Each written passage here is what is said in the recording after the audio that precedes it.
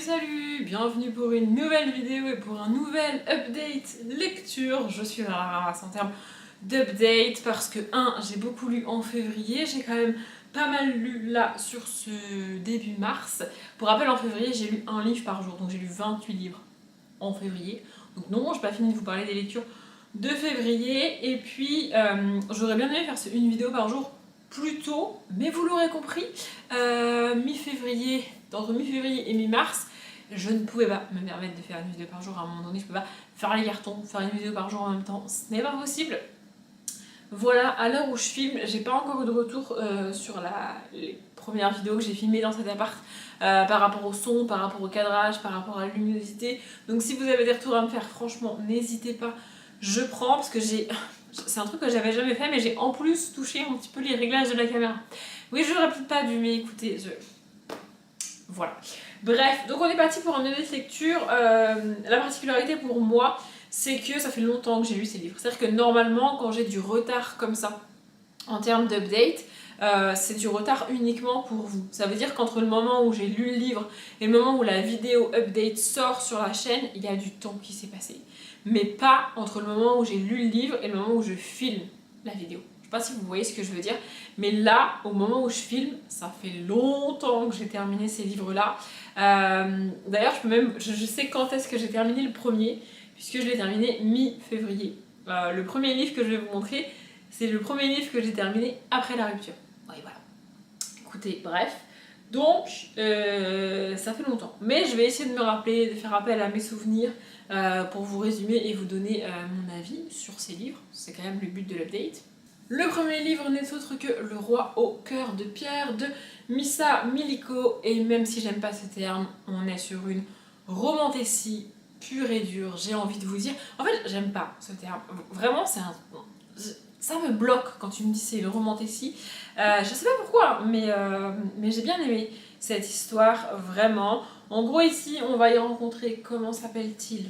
Lilith, une sorcière de l'ombre, et Lorgan, qui est le prince héritier d'un royaume, qui a aussi de la magie en lui. Et en gros, ce qui se passe, c'est que la famille de Lorgan a été maudite par une sorcière, qui n'est pas Lilith, mais voilà. Et Lorgan cherche Lilith, cherche une sorcière, à peu près n'importe laquelle, mais il sait, enfin en gros il a un jour pris connaissance que Lilith existait, et donc il s'est focus sur elle en mode c'est cette sorcière de l'ombre qu'il me faut, c'est elle qui va enlever la malédiction à ma famille, tu vois. Vraiment. La malédiction est assez violente, on va pas se mentir, et entraîne le fait que, en gros si la malédiction continue, il n'y aura plus de malédiction parce qu'il n'y aura plus de famille. Vous voyez ? Voilà, Lilith, elle, a été un petit peu toute sa vie pourchassée par Lorgan et par d'autres gens pour ses pouvoirs, pour sa magie, etc., etc. Et on est dans un univers où sa magie à elle est proscrite, enfin genre elle est pourchassée et elle est condamnée parce qu'elle a de la magie, alors que Lorgan et sa famille qui en ont, c'est tout à fait normal, c'est tout à fait accepté. Voilà. Et donc voilà, on a ces deux personnages-là qui vont se rencontrer. On est en romantécie et je vais pas vous faire un dessin. Franchement, j'ai bien aimé. J'ai beaucoup aimé cette histoire. J'ai bien aimé suivre les personnages. Il y a aussi quelques jeux politiques au milieu de tout ça. Il y a des gens autour de Lorgan et autour de Lilith qui vont essayer de les attirer dans leur camp, de les convaincre que c'est comme ça qu'il faut faire, que c'est là-bas qu'il faut aller, que c'est telle chose qu'il faut faire, qu'il a dit ça mais il y croit pas vraiment, il est méchant.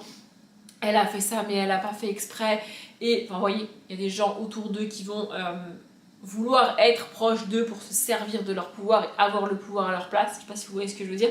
Donc voilà, il y a pas mal de jeux politiques comme ça. Franchement, j'ai bien aimé. Il y a un truc qui m'a dérangé dans ma lecture et je l'ai dit en vlog, c'est qu'au milieu du livre, on a un truc genre 1 an plus tard. Ça veut dire qu'il nous manque 1 an de la vie des personnages et qu'on les retrouve dans une situation totalement différente de la page d'avant qu'on vient de lire. Il s'est passé des choses pour eux qu'on n'a pas eu et qu'on n'aura pas. Et même si on nous fait un mini récap, un mini truc, en vrai ça marche pas et c'est pas suffisant. Pour moi, 1 an c'est long. En 1 an il se passe beaucoup de choses, notamment en termes d'alliances politiques, etc. Et vraiment, ça m'a dérangé. En fait, j'aurais préféré genre 1 mois.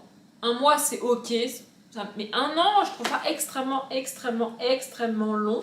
J'essaye de retrouver où c'est écrit, mais évidemment, je vais pas y arriver. Ah oui, voilà, c'est ça. J'étais en mode, putain, je l'ai rêvé ou quoi? Parce qu'en fait, j'ai retrouvé le changement de partie, vous voyez, et c'est pas marqué. Du coup, j'étais en mode, j'ai rêvé que c'était 1 an plus tard. Non, c'est pas possible, je peux rêver que c'était 1 an plus tard. En fait, c'est marqué là. Ça, c'est le chapitre qui démarre juste après. Et vous voyez, c'est marqué 1 an plus tard. Et ça me dérange de faire ça. Je comprends parce que ça permet de faire avancer l'histoire et ça évite les longueurs en un sens, mais peut-être que 1 mois aurait suffi. Je répète. Mais vraiment, je trouve que 1 an, c'est trop long. J'ai beaucoup aimé cette histoire, j'ai beaucoup aimé suivre Lorghan, Lilith. J'aime beaucoup le personnage masculin. Il n'est pas forcément présenté comme le grand méchant de l'histoire. En fait, les torts sont partagés et ils sont tous les deux à la fois méchants et gentils, ce qui est le cas dans la réalité. Enfin, je veux dire, personne n'est foncièrement méchant, foncièrement gentil. Peut-être qu'il y en a qui sont totalement méchants.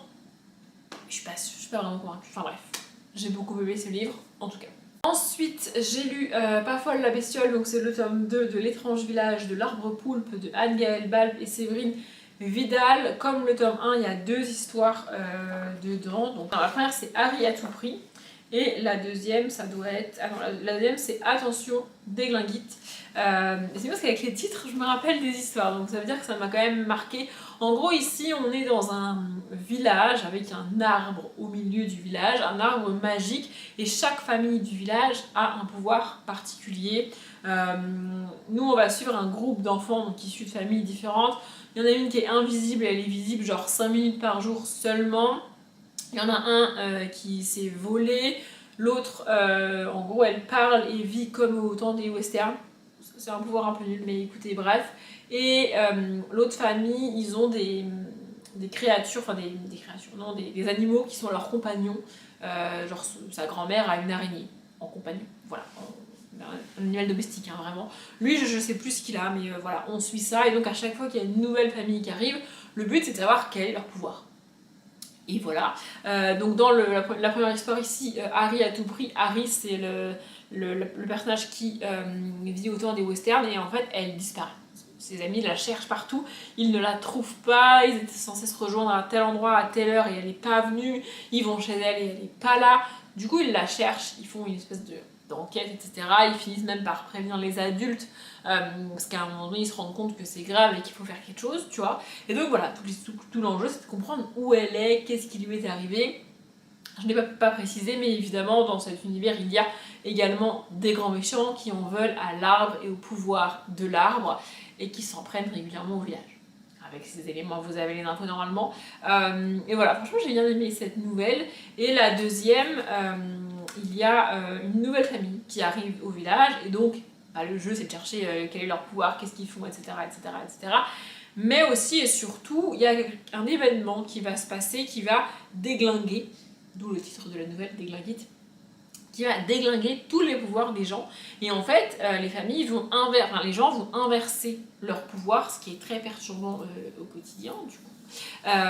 Et donc, ils doivent comprendre d'où ça vient, qu'est-ce qui se passe et comment revenir à la normale, parce qu'ils ne peuvent pas rester comme ça, c'est pas possible. Enfin, genre, oui.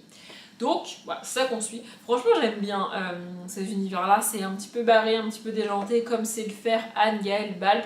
Anne-Gaëlle Balp, si vous ne connaissez pas, c'est celle qui a écrit notamment L'effroyable bibliothécaire, L'étrange libraire, ce genre de livres-là. J'ai plus les titres exacts, mais c'est ça. Donc, il y en a un avec il y a L'abominable écrivain, L'effroyable bibliothécaire, et le libraire, c'est L'ignoble libraire. Il est juste là, le libraire, en livre. Mais franchement, j'ai adoré ces univers et ces histoires. Et c'est un petit peu barré, un petit peu déjanté comme histoire. C'est fantastique, mais il y a une touche de folie vraiment que je trouve dans quasiment aucun livre jeunesse. Enfin, vraiment, c'est très particulier et très propre à Anne-Gaëlle Balp. Et moi, j'adore. Voilà. Ensuite, j'ai lu La sorcière des marais de Karine Guiton. Et là, ça va aller très vite. J'ai pas terminé ce livre. J'ai pas laissé mon marque-page, je crois, mais j'ai pas aimé. Vraiment, j'ai pas du tout aimé. En gros, ici, on tourne en dérision les sorcières. Et c'est bizarre parce que dans mon quotidien, je l'ai déjà dit plusieurs fois, je ne crois en rien, globalement. Je crois pas en la magie, je crois pas aux planètes, je crois pas aux signes, enfin, ou très peu. je crois en aucune religion, enfin je suis extrêmement cartésienne, extrêmement carrée, extrêmement rationnelle, et j'y crois pas. Et là en fait on suit un personnage comme ça, qui n'y croit pas mais qui va quand même tenter parce que c'est un peu sa dernière chance. Et la sorcière qui vit là est tournée en dérision, en ridicule, on se moque d'elle, mais c'est pas drôle en fait. Enfin, moi j'ai pas trouvé ça drôle. Il y a des fois se moquer des gens et tourner en dérision des personnages comme ça, c'est drôle et c'est fun, mais là c'est juste méchant, j'ai trouvé. Et vraiment, j'ai pas du tout aimé. En gros, on va suivre une petite fille qui a perdu son chat. Elle se lève un matin et le chat a disparu, elle sait pas où il est, elle demande à droite à gauche, etc. Ses parents lui disent t'inquiète pas, il va revenir, il va revenir, il va revenir. Au bout de 2, 3, 4 jours, pas de chat. Du coup, il y a une femme qui a la réputation d'être la sorcière des marais, qui vit dans le coin. Et on lui dit bah va la voir, peut-être qu'elle peut t'aider. Voilà. Et donc elle va la voir et on s'embarque dans une aventure avec elle au milieu des marais et tout. Et en fait, j'ai vu venir le truc à 10 000. Vraiment, j'ai vu venir le final de l'histoire, mais à 10 000 lieues. Parce que j'ai pas lu le livre en entier, mais j'ai quand même été voir la fin. Et j'avais deviné quoi. Et vraiment, en fait, il n'y a rien qui va dans ce livre. Le personnage de la sorcière est catastrophique selon moi. Elle n'est pas du tout mise en valeur. Elle est tournée en ridicule, vraiment. Le personnage de la petite fille, je l'ai trouvé insupportable, imbu d'elle-même. Madame, je sais tout. Enfin, vraiment. Et l'utilisation de la magie même, bah, c'est juste des facilités, quoi. En fait, c'est juste utiliser la magie pour faciliter l'histoire. Il n'y a pas de réel intérêt à la magie, si ce n'est que, bah, comme c'est magique, ça va plus vite et du coup, c'est plus facile. Vous voyez je sais pas si vous voyez ce que je veux dire, mais vraiment, ça m'a dérangé. J'ai vraiment détesté ce livre. Je peux le dire. Vraiment, ça m'a... En fait, j'ai été très très très déçue. J'adore les histoires de sorcières en jeunesse. J'adore. Mais là, catastrophe. Il n'y a rien qui va pour moi. C'est pas bon. J'ai pas envie d'employer l'autre mot parce qu'il y a quand même quelqu'un qui a écrit ce livre, mais pour moi, ça va pas. Et on finit avec une saga jeunesse. Il me semble que j'ai lu un tome en février. Non, un tome en janvier et 2 tomes en février, il me semble que c'est ça. La saga, c'est donc Hôtel des Frissons de Vincent Villeminot. Et on est sur une saga où j'ai eu beaucoup de mal avec le tome 1, et depuis, j'adore. Vraiment, j'adore. Je vais essayer de me rappeler des résumés des 3 tomes du coup. Les tomes 4 et 5, ça devrait aller, mais alors le tome 3, j'avoue que ça fait un moment. Dans le tome 3, donc Sans corps ni tête, alors déjà, dans la saga, on suit Manon, pas du tout, Margot et Tristan qui vivent dans l'Hôtel des Frissons. Bon, c'est un hôtel qui est un petit peu dans un quartier, je pense que c'est à Paris, mais c'est une rue, un quartier un peu glauque, pas forcément malfamé, mais un peu glauque, où si tu veux te promener la nuit et tout, même la journée, c'est pas forcément l'endroit où il faut aller, tu vois. Et on a un étage entier de l'hôtel qui accueille des clients pas humains, pas classiques, pas lambda, genre vraiment ils ont des particularités, ces clients ils sont un peu pas humain, hein, voilà. Et donc Margot est la fille des propriétaires et Tristan est le fils des cuisiniers de l'hôtel. Et ils vivent donc à l'hôtel tous les deux, ils sont meilleurs amis l'un avec l'autre et ils découvrent cet hôtel-là. En fait, c'est ça que j'ai pas compris dans le tome 1, c'est que moi je pensais que Margot et Tristan avaient grandi dans l'hôtel, alors que dans le tome 1, ils découvrent ce qui se passe dans l'hôtel. Du coup, je comprenais pas, je t'en mais ils ont grandi là, ils sont censés être déjà au courant. Et en fait, non, ils n'ont pas grandi là. Ils emménagent dans l'hôtel au début du tome 1, ou en tout cas juste avant le tome 1, je pense. Et donc, ils découvrent au fur et à mesure les étrangetés qui se passent dans cet hôtel-là. Ici, dans le tome 3, le hall de l'hôtel est rénové, redécoré. Donc, du coup, il y a des gens qui viennent, qui enlèvent les tapis, qui enlèvent la moquette, qui enlèvent des trucs, qui débarrassent, etc. etc. Et ils vont emmener avec eux un ami, si on veut, de Tristan et Margot. En gros, il y a des objets dans l'hôtel qui ne sont pas forcément des objets. Vous voyez, qui ont des particularités, qui peuvent parler, qui peuvent bouger, etc. etc. Et il y a un de ces objets-là que Margot et Tristan considèrent comme leur ami, du coup, et que les décorateurs envoient dans un espèce de garde-meuble parce que le père de Margot a décidé de se séparer de ce truc-là. Sauf que Margot et Tristan, ils sont pas d'accord avec ça, et donc ils vont à l'endroit du garde-meuble pour récupérer ce truc, en fait, cet objet. Et le ramener à l'hôtel, le réinstaller à sa place parce que c'est leur ami quoi. Voilà, franchement j'ai bien aimé, on a donc cette nouvelle aventure avec ses enfants, etc. etc. Il me semble que je l'avais dit à l'époque en vlog, à un moment donné, en gros, là où les objets sont gardés, il y a un chien sur place, vous voyez. Et donc Margot et Tristan doivent s'introduire dans les lieux pour récupérer l'objet et repartir avec, mais il y a un chien qui est sur place, tu vois. Et du coup, ça donne lieu à une scène qui pour moi est lunaire et beaucoup trop exagérée et tirée par les cheveux.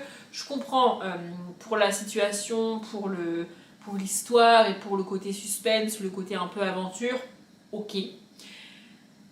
Maintenant, tu peux pas dire qu'un chien est violent, agressif, monte les dents, à la rage, je sais pas quoi, attaque les gens, alors que ce sont les gens qui pénètrent chez lui. Tu vois ce que je veux dire ? Margot et Tristan rentrent dans la cour où est le chien. Le chien est chez lui et voit des inconnus rentrer chez lui. Donc oui, il est agressif et il se défend en fait, tu vois. Faut faire la part des choses en fait. Et tu peux encore moins faire ça quand dans le tome d'avant, ou dans le premier, je ne sais plus, tu nous as fait tu en as fait des caisses et des caisses et des caisses sur le fait de tuer les animaux et de manger les animaux. Ça ne colle pas. Pour moi, ça colle pas en termes de thématique et de valeur pour l'auteur, mais bon, encore une fois, pour l'histoire, ça rajoute un peu de suspense, un peu de peur et tout, vous voyez, mais ça m'a un peu dérangé quand même. Voilà. Donc ça, c'était pour ma lecture de janvier, et en février, du coup, j'avais mis 2 tomes de cette saga dans ma palle de février, et je les ai lus. Donc le tome 4, c'est L'étrange visite. Ici, c'est assez particulier, et c'est extrêmement triste en même temps. Donc l'étrange visite, on a bien évidemment un fantôme.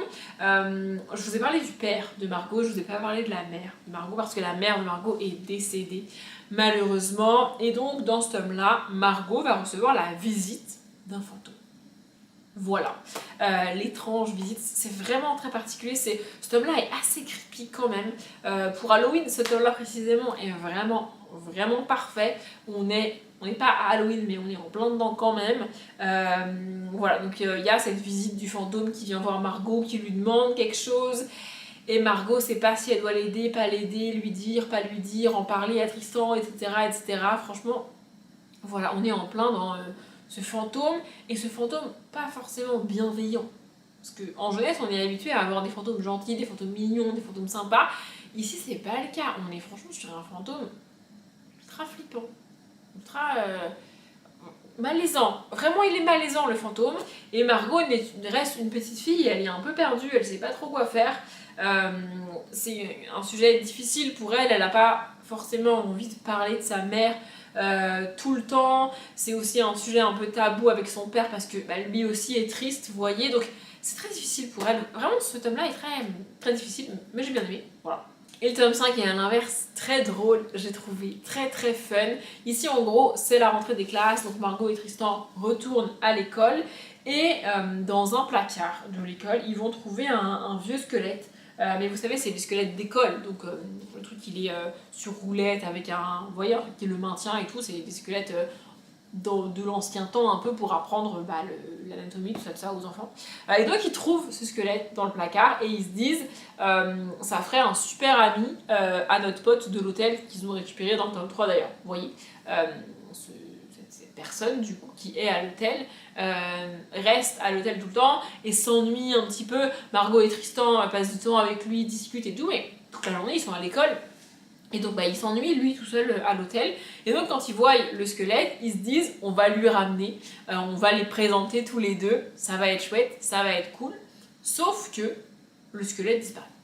Et donc ça se transforme en une espèce d'enquête pour retrouver le squelette, parce que ce qui devait être un cadeau fun et sympa et tout, il va passer des bons moments, ils vont faire connaissance, ça va être chouette, se transforme en le squelette est parti, on sait pas où il est et faut le chercher quoi. Voilà, donc ils se branle-bas de combat dans l'hôtel pour retrouver où est le squelette. Il y a vraiment une enquête en mode ils lisent le registre de l'hôtel, entrée, sortie, qui est arrivé, qui était parti, est-ce qu'il a pu emmener le squelette et pourquoi. Et franchement, j'ai beaucoup aimé ce tome-là. Je vous ai pas montré, mais les livres sont illustrés à chaque fois. Il n'y a pas beaucoup de couleurs. La seule de couleur, c'est donc le vert fluo comme ça. Vous voyez, il y a des petites choses comme ça et puis il y a des illustrations un petit peu plus grande à l'intérieur. Franchement j'aime beaucoup cette saga. J'ai pas encore trouvé le tome 6, mais il faut que je le trouve pour avancer dans cette saga. Je vais m'arrêter là pour cette update. Je pense que la vidéo est bien assez longue et je vous ai dit tout ce que je voulais vous dire sur ces livres-là. J'espère que jusque-là, la série Une vidéo par jour vous plaît. Ça va durer encore un moment parce que là, on est qu'à mi-février sur mes lectures. Donc voilà, j'ai de quoi faire pour vous montrer des livres en update. Donc j'espère que ça vous plaît, j'espère que cette vidéo vous a plu. Merci de l'avoir regardée jusqu'au bout. Moi je m'arrête là, comme d'habitude je vous souhaite une bonne journée, un bon après-midi, un bon appétit ou une bonne nuit et je vous dis à demain.